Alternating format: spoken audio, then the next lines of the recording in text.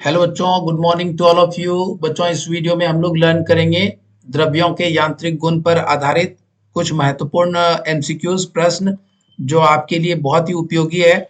और आपके परीक्षा में बच्चों यह प्रश्न डायरेक्टली आ सकता है। और कुछ प्रश्न ऐसे हैं जो बच्चों ये पूछे भी जा चुके हैं पहले के परीक्षाओं में। तो चलिए इनको स्टार्ट करते हैं। द्रव्यों के यांत्रिक गुण पर आधारित प्रश्न। सबसे पहला प्रश्न है बच्चों, निम्न में से किसका घनत्व जल के घनत्व से अधिक होता है?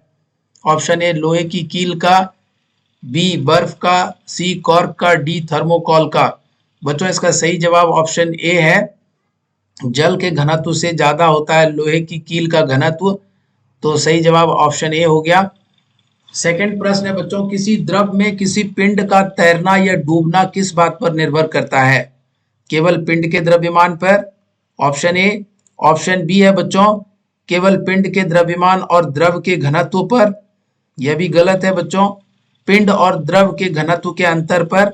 यह सही जवाब है बच्चों, केवल पिंड के द्रव्यमान और आकार पर। यह भी गलत जवाब है। सी इज द राइट आंसर बच्चों।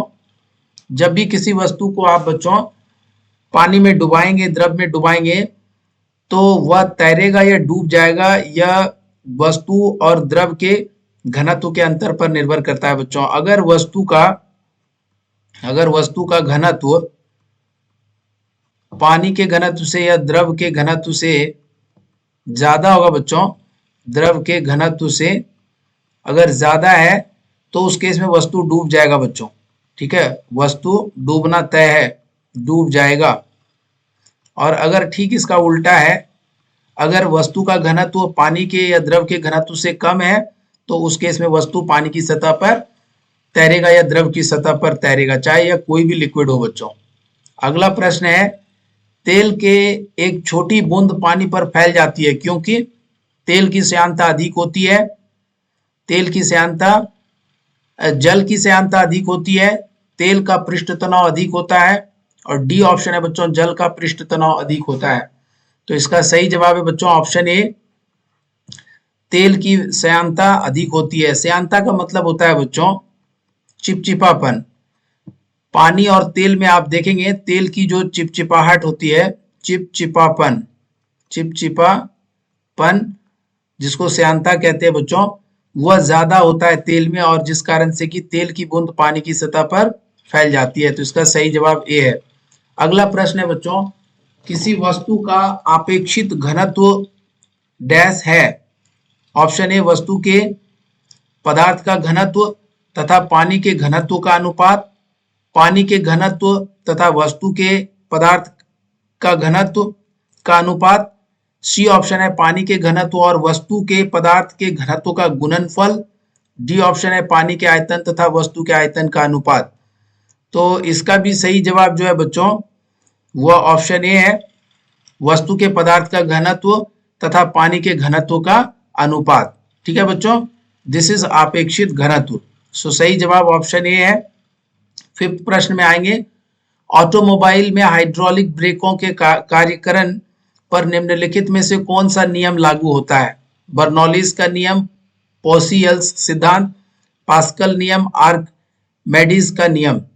तो बच्चों ऑटोमोबाइल ब्रेक में, गाड़ी के ब्रेक में जो बच्चों हाइड्रोलिक, ऑटोमोबाइल का में जो हाइड्रोलिक ब्रेक होता है उसमें बच्चों पास्कल के नियम का प्रयोग होता है, पास्कल्स लॉ इज यूज्ड। सो इसका सही जवाब सी है बच्चों।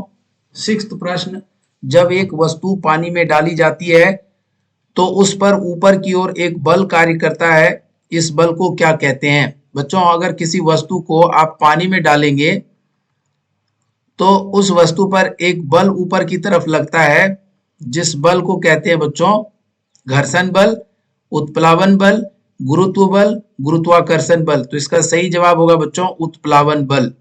B option is the right answer. अगला प्रश्न है बच्चों, जब कोई जहाज नदी से समुद्र में प्रवेश करता है तब वह, ऑप्शन ए थोड़ा सा ऊपर उठ जाता है, ऑप्शन बी थोड़ा सा नीचे चला जाता है, ऑप्शन सी उसी स्तर पर रहता है, ऑप्शन डी जिस द्रव्य से बना है उसके आधार पर ऊपर उठता है या नीचे जाता है। तो इसका सही जवाब है बच्चों थोड़ा सा ऊपर उठ जाता है। Option A is the right answer.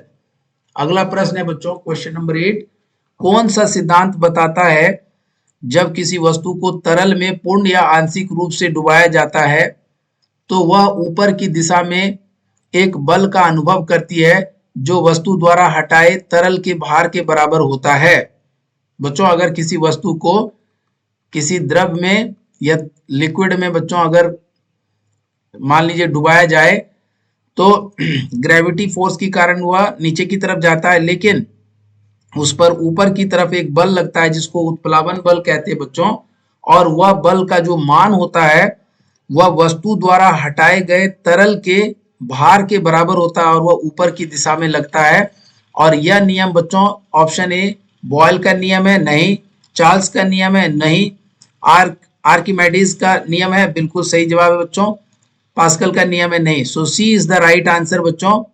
इस प्रश्न का सही जवाब सी ऑप्शन है। 9th प्रश्न है बच्चों, साबुन के द्वारा सतहों को साफ करने का सिद्धांत आधारित है। बच्चों गंदे कपड़ों को साबुन से जब हम साफ करते हैं तो वह किस सिद्धांत पर आधारित होता है? श्यानता पर, बी प्लवन पर, सी प्रत्यास्थता पर, डी पृष्ठ तनाव पर। इसका सही जवाब है बच्चों, सही जवाब है पृष्ठ तनाव पर, डी ऑप्शन। 10वां नंबर प्रश्न है बच्चों, वर्षा की बूंदें जब समतल सतह पर गिरती है तो क्यों फैल जाती है? गुरुत्व के कारण, बी ऑप्शन वातावरणीय दबाव के कारण, वायु में भंवर धारा के कारण, कण के पृष्ठ तनाव के कारण। तो बच्चों बारिश की बूंदें जब जमीन पर गिरती है, ठीक है, तो वो फैल जाती है, बड़ी हो जाती है। ऐसा इसलिए बच्चों क्योंकि सरफेस टेंशन, कण के पृष्ठ तनाव को अंग्रेजी में सरफेस टेंशन कहते हैं बच्चों। कण के पृष्ठ तनाव के कारण ऐसा होता है। इसका सही जवाब होगा डी ऑप्शन। अगला प्रश्न है बच्चों, लोहे की सुई पानी की सतह पर किस कारण से तैरती रहती है? तो इसका सही जवाब होगा बच्चों ऑप्शन 4 यहाँ पर दिए हुए हैं। पानी के उत्प्लावन के कारण, पृष्ठ तनाव के कारण, श्यानता के कारण, गुरुत्वाकर्षण बल के कारण। तो बच्चों आपके मन में भी यह प्रश्न आएगा कि सर ऐसा कैसे हो गया कि पानी की सतह पर कोई लोहे की पिन तैरने लग गई। बच्चों यह तैर सकता है अगर पृष्ठ तनाव का यहाँ पर इफेक्ट हो तो, ठीक है। उत्प्लावन बल के कारण तो नहीं करेगा क्योंकि यहाँ पर जो लोहे की सुई होती है बच्चों उसका घनत्व, लोहे का घनत्व जल के घनत्व से ज्यादा होता है, तो इसलिए वह तो डूब जाएगा। तो इसलिए पृष्ठ तनाव के कारण लोहे की सुई पानी की सतह पर तैरने की पॉसिबिलिटी है, तैर सकती है। तो इस प्रश्न में जो पूछा गया है बच्चों उसके हिसाब से बी आंसर सही आंसर होगा। So this is the right answer, B answer, ठीक है बच्चों। सो इस वीडियो में आपके लिए इतने ही प्रश्न है, 11 प्रश्न यहाँ पर मैंने आपके लिए सॉल्व किया है जो कि इस टॉपिक से बहुत ही महत्वपूर्ण है। तो आप इनको अच्छे से वॉच करिए, लर्न करिए बच्चों, और फिर अगले वीडियो में मिलते हैं आपके लिए और भी क्वालिटी प्रश्नों के साथ। सो इस वीडियो में इतना ही, थैंक यू।